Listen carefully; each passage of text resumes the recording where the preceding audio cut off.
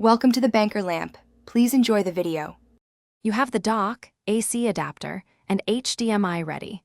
Start by plugging the AC adapter into the dock's USB-C power, in and into a working outlet. Next, connect the HDMI cable from the dock's HDMI OUT to your TV, then switch the TV to that input.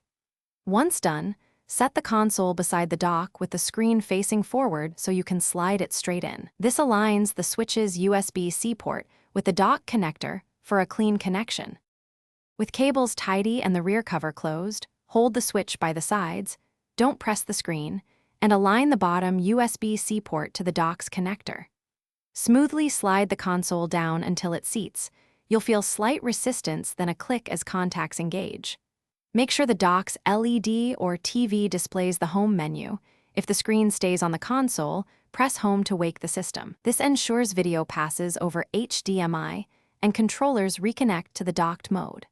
Once docked, use the TV remote to verify you see the Nintendo home screen and hear audio. Attach or wake your controllers. Joy-Con automatically sync when docked. Pair a Pro controller via Bluetooth if required. If the TV shows no signal, power off the TV, remove and reseat the switch in the dock, then recheck the AC adapter is the Nintendo model and the HDMI is fully inserted. These 3 checks fix most docking issues quickly without changing settings or buying adapters. Thanks for watching. If this was helpful, leave a like and consider subscribing. See you next time.